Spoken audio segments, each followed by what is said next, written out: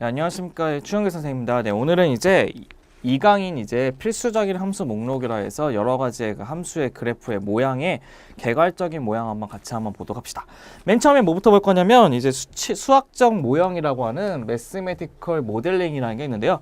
얘네들이 굉장히 뭐 되게 장황해 보이거나 그런 게 하나도 없습니다. 뭐냐면 우리가 항상 지금까지 문제를 풀 때, 수학적인 문제를 풀 때면 어떻게 되어 있냐면 걔네들에 관해서 변수 같은 것을 지정을 하고 그다음 식을 유도해서 만들고 그 식에 따라서 이제 문제를 푸는 거, 그런 것을 이제 방정식을 푸거나 부등식 푼다고 얘기를 하잖아요. 그런 것들을 이제 하나의 과정을 그 수학적 모델의 제작이라고 얘기합니다. 한마디로 어떤 것이냐, 실생활 문제를 가지고 수학적인 모형을 만들어, 즉 식을 만들고요. 그걸 가지고 풀어가지고 결론을 만든 다음에 얘네들이 그러면 이렇게 될 것이라고 미래를 예측하는 단계를 그냥 수학적인 모형을 제작하는 것, 즉 매스메티컬 모델링이라고 얘기합니다.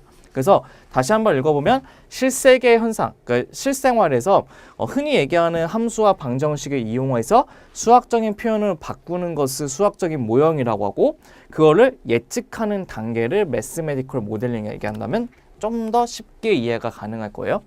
그러면 이제 얘네를 갖다가 이제 어떤 것이 있냐, 그럼 수학적인 모형의 종류들이 여러 가지가 있을 거예요. 뭐냐면 우리가 만들 수 있는 방정식의 종류가 여러 가지 있을 텐데, 첫 번째 게 바로 무엇이냐면 선형 모형이라고 하는 리니어 모델이라는 게 있습니다.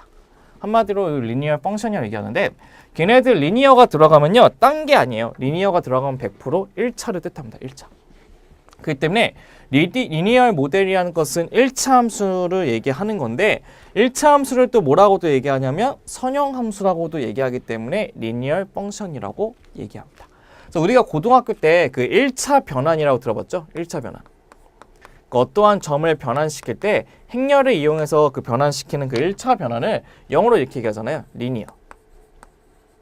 리니어 트랜스포메이션 이렇게 쓰잖아요. 그렇기 때문에 걔네들의 1차 식으로 얘기하는 식을 무조건 리니어라고 얘기하면 된다는 것도 기억했으면 좋겠네요.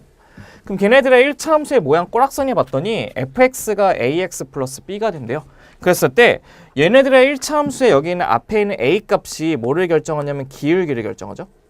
그다음에 여기에는 b의 값이 뭐를 결정하냐면 y의 절편을 결정합니다. y의 절편을 결정해요. 그렇기 때문에 A를 보시게 되면 기울기의 뜻은요, 이거예요. 어떠한 직선이 이렇게 있다고 쳤을 때 그 기울기는 X가 증가할 때 Y가 증가하는 비율을 뜻하는 거죠. 그래서 얘네들은 X의 증가량분의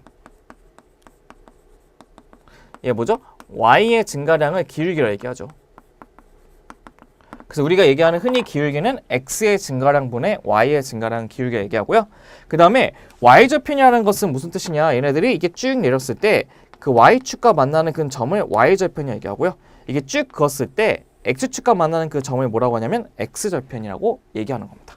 그렇기 때문에 Y절편의 특징은 뭐가 되겠어요? X값이 항상 뭐가 되죠? 0이 된다는 특징을 갖고 있고, Y절편, 그러니까 X절편의 특징은요, Y가 뭐가 되죠? 0 되는 거죠. 그래서 Y가 0 됐을 때 그 X값이 된다는 것도 확인할 수가 있다는 거죠.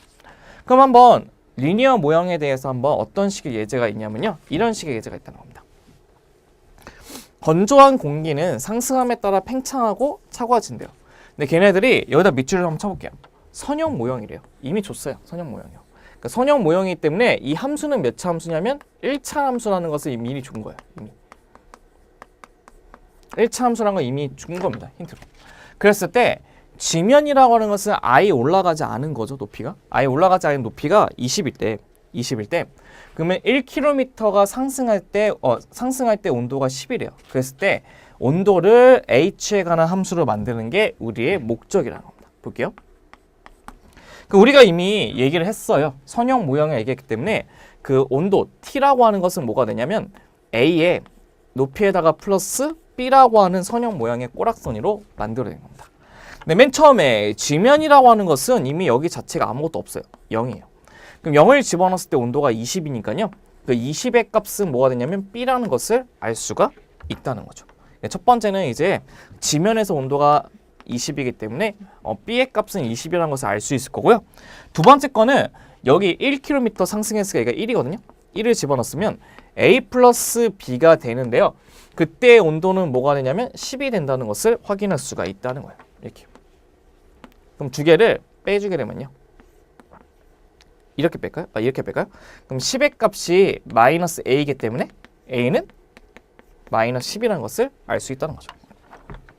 그래서 우리가 원하는 그 t에 관한 식은 어떻게 쓸 수 있냐면 마이너스 10에다가 h 플러스 20이라고 쓰게 되면 선형 모양의 꼬랑서리를 알 수가 있다는 거죠.